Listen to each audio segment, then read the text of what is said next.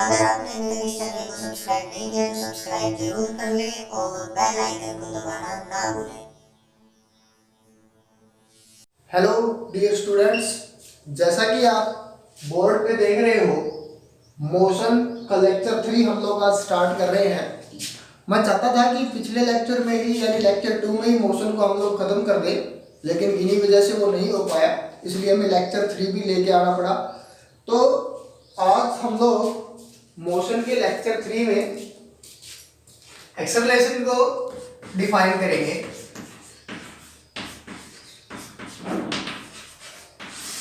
इससे पहले वाले टॉपिक आप लोग पढ़ चुके हो। तो एक्सेलरेशन क्या होता है, हम लोग बोल सकते हैं कि हम लोग जैसे देखते हैं कि गाड़ी में या बाइक में एक एक्सेलरेटर होता है जिससे हम लोग उसकी वेलोसिटी को कम या ज़्यादा करते हैं, यानी कि जो चेंज आता है वेलोसिटी की वजह से, वेलोसिटी के अंदर वो किसकी वजह से आता है, एक्सेलरेटर की वजह से। और पर यूनिट टाइम जितना चेंज आएगा वेलोसिटी में उसको हम क्या बोलेंगे, एक्सेलरेशन। तो हम लोग लिखेंगे the rate of change of velocity per unit time, the rate of change of velocity per unit time is known as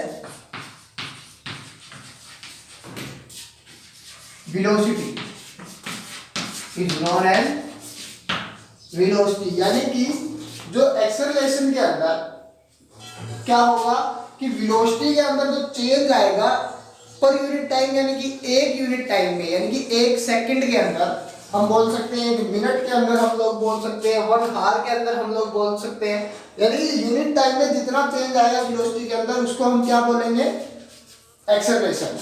ठीक है, तो अगर हम इसका फॉर्मूला लिखने की कोशिश करें तो वो क्या होगा, a इज इक्वल टू, यानी acceleration is equal to change in velocity, velocity upon time taken। अगर हम लोग change in velocity upon time taken करेंगे तो ये क्या आ जाएगा, ठीक है, एक्सेलरेशन आ जाएगा। अब ये चेंज इन वेलोसिटी कैसे लिखे, चेंज इन वेलोसिटी हम लोग लिख सकते हैं इनिशियल वेलोसिटी यानी कि v माइनस फाइनल वेलोसिटी यानी कि u अपॉन t यानी कि टाइम। तो a का फॉर्मूला हमारे पास बना v minus you upon T, और यहां पर v क्या है, फाइनल वेलोसिटी, v क्या है, फाइनल वेलोसिटी, और u क्या है, initial velocity, u is initial velocity. ठीक है, तो हमारे पास फॉर्मूला निकल कर आ गया a is equal to v minus u by t, जो हमारे पास क्या था, फॉर्मूला ऑफ एक्सेलरेशन। अब हम लोग इसकी एसआई यूनिट की बात करेंगे। एसआई यूनिट क्या है इसकी, तो वो हम डायरेक्ट बताने से अच्छा है कि हम उसको फाइंड आउट करने की कोशिश करें, वो भी इसके फॉर्मूला से। तो वो हम कैसे फाइंड आउट कर पाएंगे,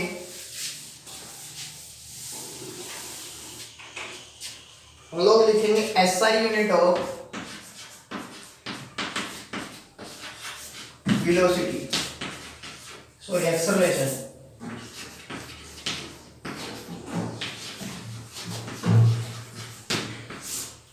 देखो हमने फॉर्मूला देखा कि a is equal to v minus u by t होता है। ठीक है, हम लोग फाइंड आउट कर रहे हैं इसकी एसआई यूनिट। तो v यानी कि वेलोसिटी, इसकी एसआई यूनिट क्या होती है, metre per second, minus u यानी कि इनिशियल वेलोसिटी, इसकी भी एसआई यूनिट क्या होती है, metre per second, upon time, time की एसआई यूनिट सेकंड। अब अगर हम लोग देखें कि जब एक यूनिट को यूनिट में ऐड किया जाता है या फिर सब्ट्रैक्ट किया जाता है तो यूनिट के ऊपर कोई इफेक्ट नहीं पड़ता। लेकिन अगर किसी यूनिट को किसी दूसरी यूनिट के साथ डिवाइड या मल्टीप्लाई किया जाए तो उस पर इफेक्ट पड़ता है। जैसे मैं एक एग्जांपल लेके आपको बताता हूँ, आपको ज़्यादा क्लियर हो जाएगा कि जैसे मैं कर रहा हूँ 5 kg minus 2 kg is equal to कितना होगा 7 kg, यानी केवल मैग्नीट्यूड पे इफेक्ट आया, यूनिट के ऊपर कोई भी इफेक्ट नहीं हुआ। प्लस में जैसे हम लोग ऐड करें तो ऐड के अंदर हम लोग लिख सकते हैं जैसे 5 metre plus 2 metre is equal to 7 metre. यहां पे क्या आएगा 3 ना, 3 kg। 5 metre plus 2 metre is equal to 7 metre. तो यहां पर भी क्या नहीं हुआ, मीटर और मीटर, यहां पर भी मीटर, यानी कि यूनिट के ऊपर कोई भी इफेक्ट नहीं हुआ।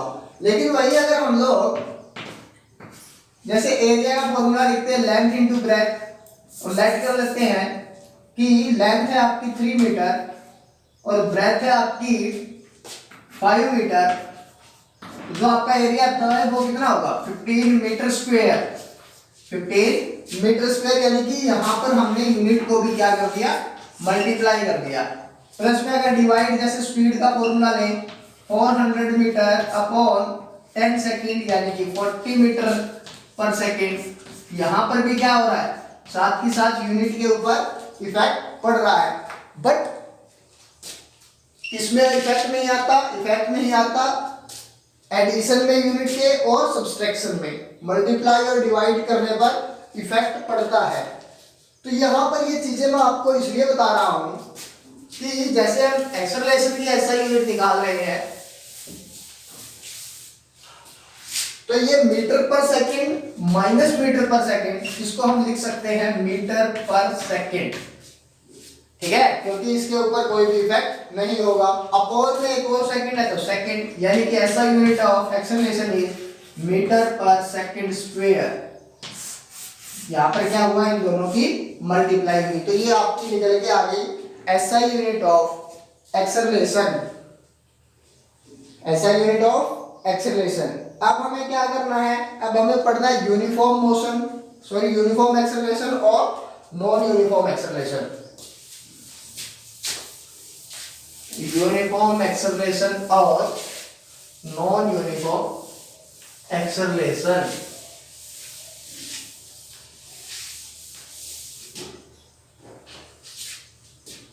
अब हम लोग लिखेंगे यूनिफॉर्म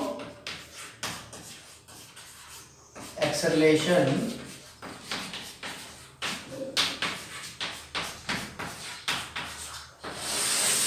यूनिफॉर्म एक्सेलरेशन क्या होता है, यानी कि जो अमाउंट आए चेंज इन वेलोसिटी में वो क्या रहे, सेम रहे, हर एक सेम इंटरवल के लिए, टाइम के सेम इंटरवल के लिए वो अमाउंट भी चेंज इन वेलोसिटी की क्या रहे, सेम रहे। तो हम लोग इसकी अगर डेफिनेशन लिखे तो हम लोग क्या लिख सकते हैं, जैसे एक एग्जांपल लेके समझते हैं इसको।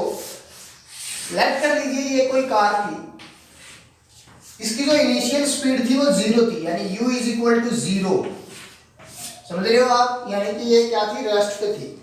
उसके बाद 1 सेकंड के बाद क्या हुआ, इसकी जो वेलोसिटी है वो 2 मीटर पर सेकंड हो गई, यानी चेंज इन वेलोसिटी कितना आया 2 metre per second, change in velocity क्या आया 2 मीटर पर सेकंड स्क्वायर, ठीक है। अगले 1 सेकंड के बाद इसकी स्पीड हो जाती है, वेलोसिटी हो जाती है 4 मीटर पर सेकंड, यानी इस सेकंड के बाद भी कितना डिफरेंस आया 2 मीटर पर सेकंड स्क्वायर, यानी कि हर बार इसकी जो वेलोसिटी है हर सेकंड में 2 मीटर पर सेकंड की स्क्वायर से बढ़ रही है। तो इन केसेस के अंदर हम लोग क्या बोलते हैं कि ये क्या है, कि यूनिफॉर्म एक्सेलरेशन है। यानी अगर आप इसकी डेफिनेशन पर चलेंगे तो आप लोग क्या लिखोगे,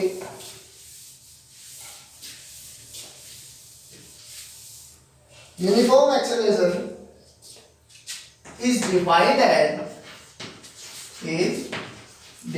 as the amount of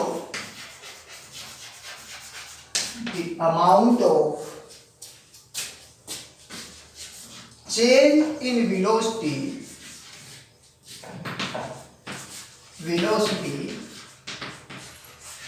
is equal for equal interval of time या in equal interval of time, interval of time.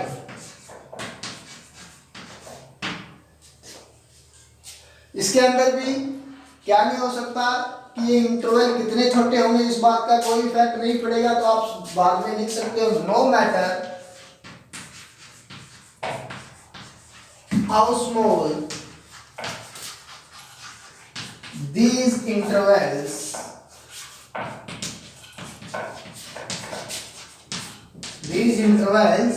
may be, these intervals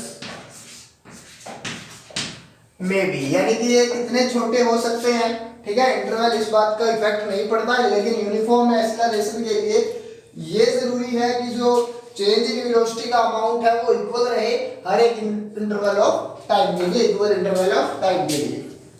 अगर यहाँ पे आपको नॉन यूनिफॉर्म एक्सेलरेशन पढ़ना है, नॉन यूनिफॉर्म एक्सेलरेशन, तो आप इसको क्या कर दोगे, non-uniform acceleration is defined as the amount of change in velocity is unequal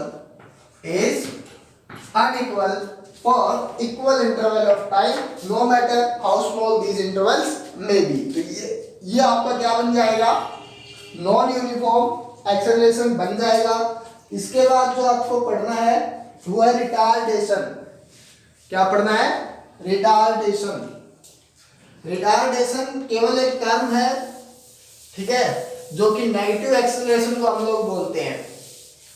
जैसे हम लोग क्या करते हैं, अगर कोई कार 20 मीटर पर सेकंड की स्पीड से दौड़ रही है और उसके ऊपर ब्रेक अप्लाई किए जाए तो क्या होगा, हर सेकंड में उसकी वेलोसिटी कम होगी। फॉर एग्जांपल जैसे ये कार थी, इसकी वेलोसिटी थी 20 मीटर पर सेकंड, ये इनिशियल वेलोसिटी थी। ब्रेक अप्लाई करने के बाद इसकी वेलोसिटी 18 मीटर पर सेकंड, एक सेकंड के बाद फिर हो सकता है 17 मीटर पर सेकंड। इस तरह से वो क्या हो रही है, कंटिन्यूअसली कम हो रही है।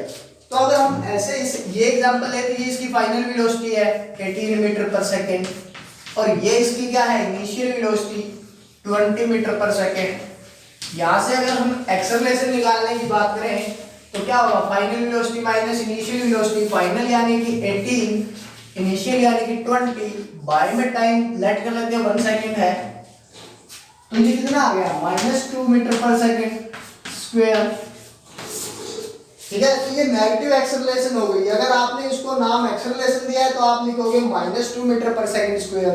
बट अगर आप इसको रिटार्डेशन बोल देते हो कि रिटार्डेशन कितनी है, तो उस केस में आप इसको क्या लिखोगे, 2 मीटर पर सेकंड स्क्वायर। और इस रिटार्डेशन का मतलब आपको पता चल ही गया होगा कि नेगेटिव एक्सेलरेशन, इससे शो हो जाता है कि एक्सेलरेशन है वो क्या है, नेगेटिव है, इस वर्ड से ही, रिटार्डेशन से। तो आप सिंपली लिख सकते हो the negative acceleration is known as retardation, the negative acceleration is known as retardation. अब हमारे पास इसका बहुत ही इंपॉर्टेंट टॉपिक आपके मोशन चैप्टर का, वो है इक्वेशंस ऑफ मोशन, ठीक है। तो आपको बड़े ध्यान से देखना है, equations of motion.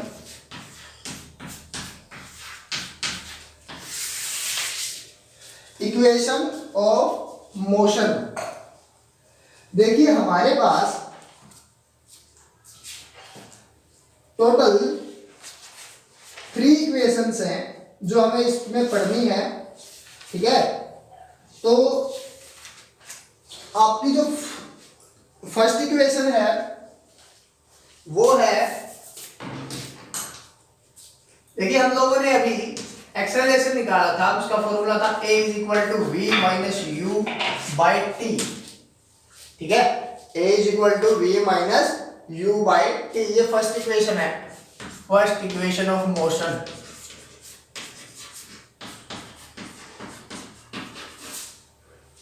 a is equal to v minus u by t. अगर हम इसको ऐसे लिख सकते हैं कि ये t इस साइड चला जाए, यानी कि a t is equal to v minus u, a t is equal to v minus u, यानी कि v इज इक्वल टू, ये नेगेटिव u था, ये इस साइड आकर क्या हो जाएगा प्लस का u plus a T. That is your first equation of motion, first equation of motion. ठीक है, मैंने आपको बता दिया है कि टोटल आपके पास कितनी इक्वेशंस है, 3 इक्वेशंस है जो आपको डिस्कस करनी है। ठीक है, ये इसकी क्या थी, पहली इक्वेशन थी।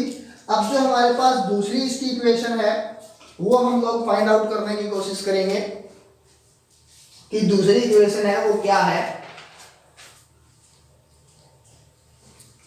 ठीक है, तो ये आपका हो गया होगा सेकंड इक्वेशन।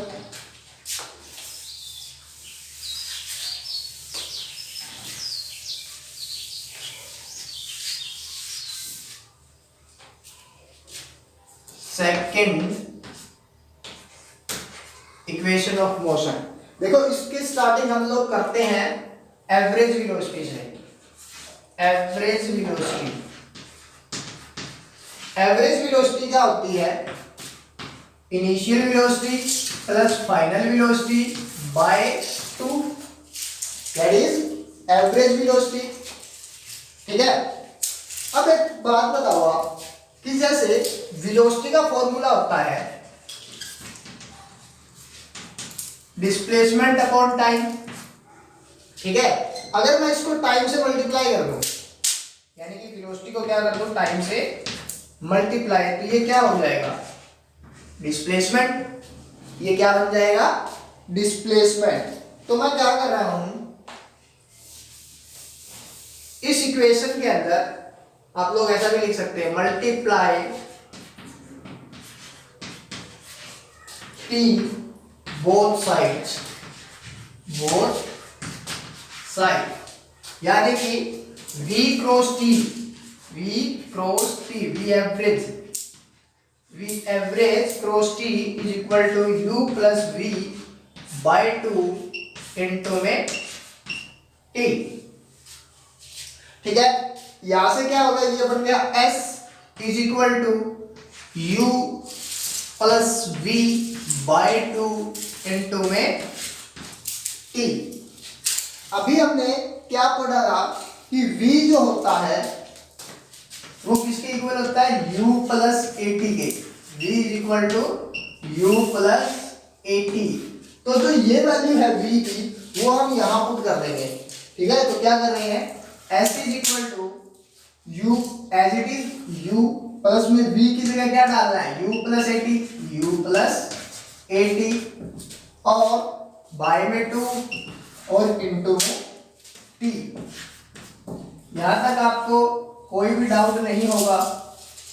इसके बाद हम लोग क्या करेंगे, s is equal to u plus u कितना होगा 2u प्लस में 80, इसका इसके साथ मल्टीप्लाई करेंगे क्या बन जाएगा 80 स्क्वायर। यहां पर भी क्या आएगा, एक मिनट के लिए इसको 80 ही लिखते हैं, 80 बाय 2 इंटू में t। ओके, अब क्या करो, s इज इक्वल टू, इसकी मल्टीप्लाई करो अंदर 2ut प्लस में 80 स्क्वायर बाय में, ये t था ना, बाय में 2। ठीक है, हम लोग कहां से शुरू हुए थे, एवरेज वेलोसिटी से। एवरेज वेलोसिटी क्या था, u प्लस वी बाई 2।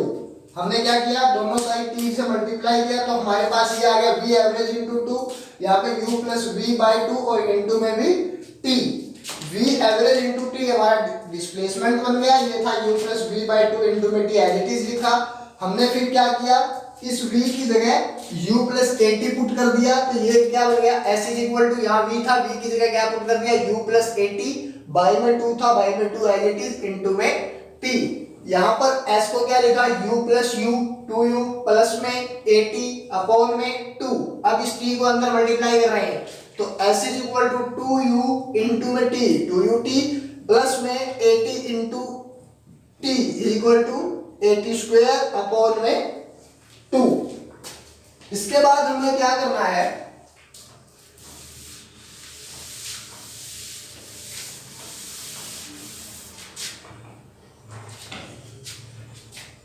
हम लोग क्या करेंगे, इनको अलग अलग लिखेंगे कि s is equal to 2ut by 2 plus में 8t square by 2।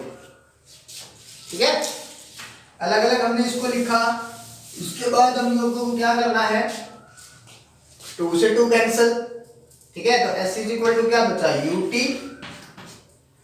s is equal to ut plus में ये क्या है, हाफ अलग लिख दिया 1/2 इंटू में 80 स्क्वायर। और ये जो आपकी निकल के आई, ये थी second equation of motion.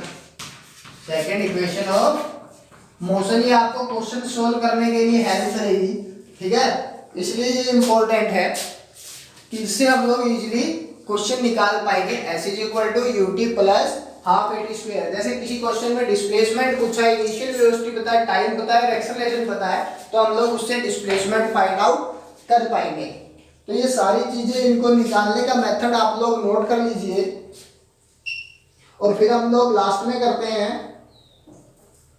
Third equation of motion, जो होती है v square is equal to u square plus 2as।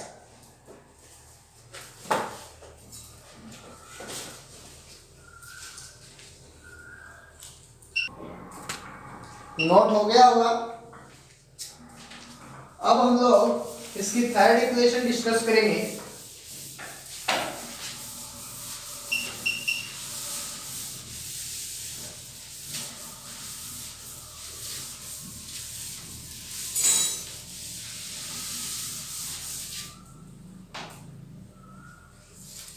Third equation of motion क्या होता है, v square minus u square is equal to 2as। ठीक है, 2as एज फॉर डिस्प्लेसमेंट। ठीक है, इसको ऐसे लिख सकते हो 2as। ये कैसे फाइंड आउट करेंगे, देखो हम लोगों ने क्या देखा, v इज इक्वल टू क्या होता है, u प्लस 80।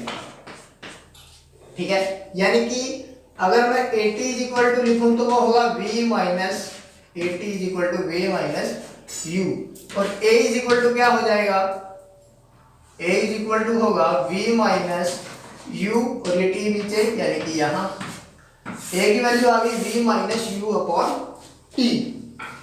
दूसरी इक्वेशन जो हमने लिखी थी वो थी s is equal to ut plus half 80 square, half 80 square. अब देखो, अगर ये वाली वैल्यू a की मैं यहां पुट कर सकता हूं, a की इस वैल्यू को, अभी मैं t की वैल्यू को पुट करूं वो ज्यादा बेटर रहेगा। तो ये हम लोग यहां से t की वैल्यू निकाल सकते हैं। t is equal to v minus u by a. तो यहाँ पर t की वैल्यू हम लोग पुट करते हैं v minus u by a. s is equal to u as it is, t की जगह क्या लिखा, v minus u by a, v minus u by A.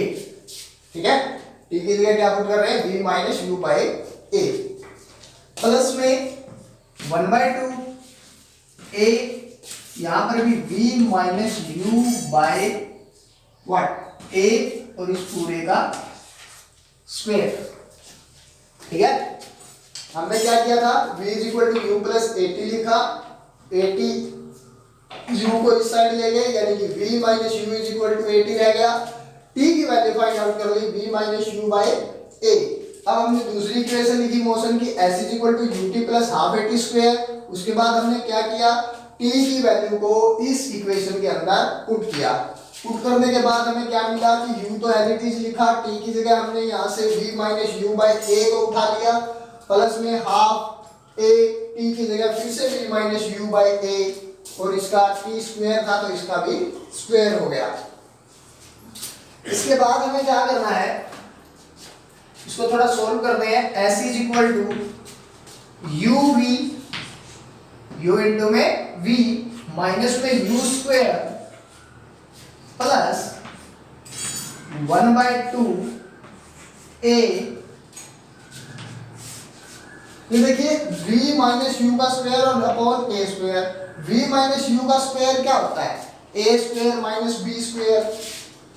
a minus b का होल स्क्वायर का फॉर्मूला हम यहाँ पुट करेंगे, यानी कि a square plus b square minus 2ab, ठीक है। या फिर हम लोग ऐसे भी लिख सकते हैं a square minus 2ab plus b square, ठीक है, जैसे भी लिखना हो आप लोग वो वैल्यू वहां पे पुट कीजिए, यानी कि फॉर्मूला हम लोग लगा देंगे यहां पर a square plus b square minus 2ab यानी माइनस 2bu।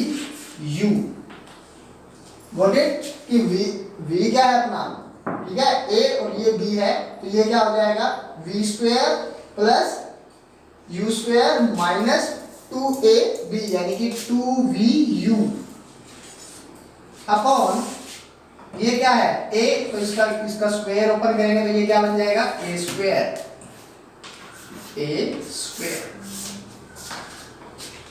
ठीक है। कोई परेशानी वाली बात नहीं है इसमें।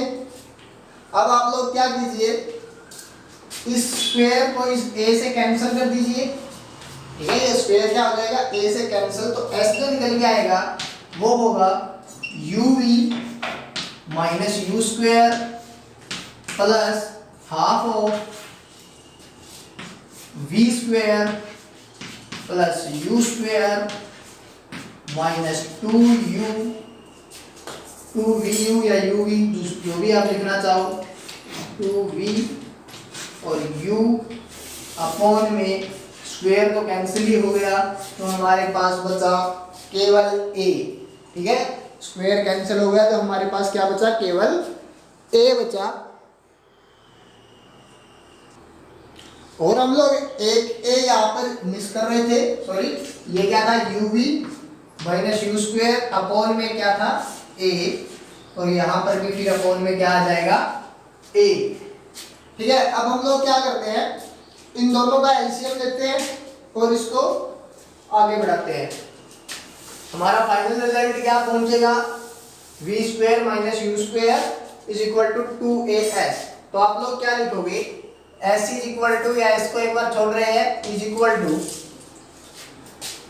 यहाँ पे a है और यहाँ पे अगर हम देखें तो इस 2 को यहाँ ले जाते हैं, ये आ गया यहाँ पे 2, यहाँ पे 2a है, तो एलसीएम क्या बन जाएगा हमारा 2a, एलसीएम इज 2a। अब क्या करेंगे, a को 2a से डिवाइड करेंगे, 2 बचेगा, तो इससे क्या करना पड़ेगा, 2 को मल्टीप्लाई, तो ये बन जाएगा 2uv, 2uv माइनस में 2u स्क्वायर प्लस में v स्क्वायर प्लस में u स्क्वायर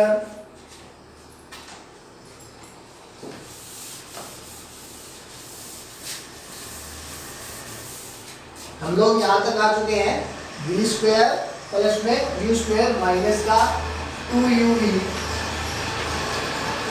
और इस अपॉन में पूरा क्या हो गया 2a, क्योंकि ये तो एज इट इज लिखना था, 2a से 2a क्या हो गया कैंसिल। अब अगर यहाँ पर आप लोग देखें तो ये आपका प्लस 2uv है, ये आपका माइनस 2uv है, ये आपस में क्या हो जाएंगे, कैंसिल हो जाएंगे। ये माइनस का यहाँ पे इक्वल टू में क्या था s is equal to 2uv, और ये तो माइनस कैंसिल हो गए, minus 2u square plus u square, क्या बचेगा माइनस u स्क्वायर, ठीक है, और प्लस का v स्क्वायर अपॉन में कौन है 2a। अब ये 2a को इस साइड ले आइए, ये क्या बन जाएगा 2as is equal to minus u square plus v square को हम ऐसे लिख सकते हैं v square minus u square, ठीक है। केवल आगे पीछे लिखा है, कोई भी इफेक्ट नहीं पड़ेगा। तो ये आपकी आ गई third equation of motion, third equation of motion. ये बहुत ही इंपॉर्टेंट था, इसका ये डेरिवेशन भी और ये इक्वेशंस भी आपको क्वेश्चन में बड़ी हेल्प करेंगी। तो ये तीनों इक्वेशंस आपको अच्छे से समझ लेनी है। अगर कोई भी डाउट हो तो आप मेरे को बता सकते हो। इसके बाद जो आपको करना था, आप एक बार इसको पूरे को नोट कर लीजिए और इसके ऊपर बहुत सारे क्वेश्चन आपको मिलेंगे जो आपको करने होंगे। ठीक है, अब हमारे पास ग्राफ डिस्कशन रहा है। ग्राफ का मैं केवल आपको एक बार आइडिया दे रहा हूं, उसके हिसाब से आपको ग्राफ्स करने हैं और उसके बाद एक बार हम इसको ग्राफिकली मेथड से इनको प्रूफ भी करेंगे। ठीक है, तो हम लोग क्या करेंगे, आप कुछ ग्राफ्स हैं, जैसे ये आपका होमवर्क भी है कि आपको इन तीनों इक्वेशंस को ट्राई करना है ग्राफिकली मेथड से सॉल्व करने का, और प्लस में आपको ग्राफ भी बनाने हैं। वो ग्राफ आप कैसे बनाओगे, ठीक है, जैसे आपने बनाना हो distance time graph, distance time graph, तो यहां पर क्या होगा, आपका टाइम और यहां जैसे आपका है डिस्टेंस। हम ले रहे हैं जैसे 1 2 3 4 5 सेकंड्स के अंदर ले रहे हैं। यहां जैसे हम ले रहे हैं 2 मीटर, यहाँ पे 4 मीटर, यहाँ पे 6 मीटर, यहाँ पे फिर आगे 8 मीटर। तो अगर कोई ऑब्जेक्ट 1 मीटर में 2 सेकंड चलता है, सॉरी 1 सेकंड के अंदर 2 मीटर चलता है, फिर अगले 2 सेकंड के अंदर फिर 2 सेकंड चलता है, अगले 2 मीटर के अंदर फिर 2 सेकंड चलता है, अगले सेकंड के अंदर फिर 2 मीटर चलता है, तो आपका कुछ ऐसा ग्राफ आएगा। मतलब कि क्या, स्ट्रेट लाइन ग्राफ। ये स्ट्रेट लाइन ग्राफ क्या शो करता है, पहले तो डिस्टेंस टाइम ग्राफ क्या शो कर रहा है, स्पीड शो कर रहा है। अगर यहाँ पे डिस्प्लेसमेंट ले लेते तो ये क्या शो करता, वेलोसिटी। अगर डिस्प्लेसमेंट होता स्पीड की जगह तो क्या बन जाता, वेलोसिटी। अगर ये स्ट्रेट लाइन आ रहा है तो इसका मतलब है यूनिफॉर्म स्पीड। अगर ये स्ट्रेट लाइन आ रहा है तो इसका मतलब क्या है, यूनिफॉर्म स्पीड। और अगर यहाँ डिस्प्लेसमेंट होता तो ये क्या बन जाता है, यूनिफॉर्म वेलोसिटी। इस प्रकार से आपके बहुत सारे ग्राफ है, जैसे velocity time graph, velocity time graph, ये आपका क्या शो करेगा, एक्सेलरेशन। तो आपके जितने भी ग्राफ हैं, ठीक है, जैसे मैं आपको नोट करवा देता हूं कि आपके कौन कौन से ग्राफ है जो आपके बनेंगे। तो आप इनको नोट कर लीजिएगा। एक तो आपको डिस्टेंस, आप मेरे को ये फिर एज ए होमवर्क आप मेरे पास भेजोगे इन ग्राफ्स को।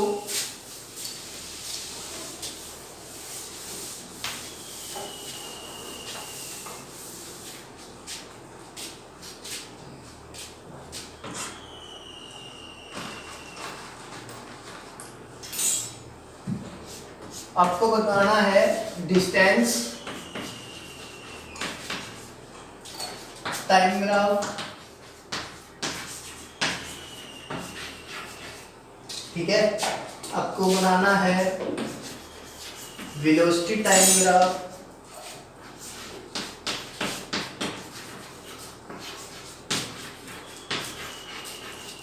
इसके क्या होंगे, इसके यूनिफॉर्म स्पीड का तो एक अलग ग्राफ बनेगा,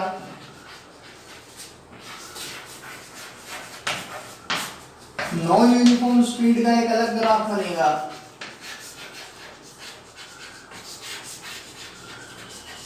ये किसके पार्ट होंगे, डिस्टेंस टाइम ग्राफ क्या शो करता है, स्पीड। तो इसके दो ग्राफ बनेंगे, यूनिफॉर्म स्पीड और non uniform speed. Velocity time graph आपको बनाना है, वेलोसिटी टाइम ग्राफ क्या शो करेगा, एक्सेलरेशन।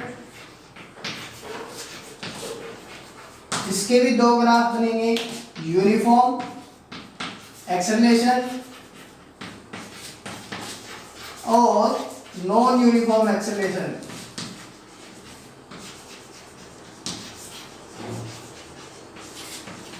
ये आपको दोनों ग्राफ बनाने, यानी टोटल आपके ग्राफ हो गए 4। ठीक है। इसके बाद आपका ग्राफ, केवल ये 4 ही ग्राफ है जो मेनली इंपॉर्टेंट है आपके लिए।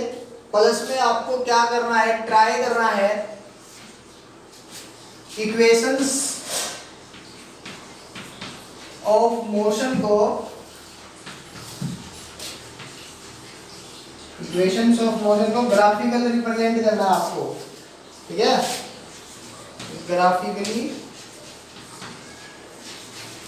रिप्रेजेंटेशन,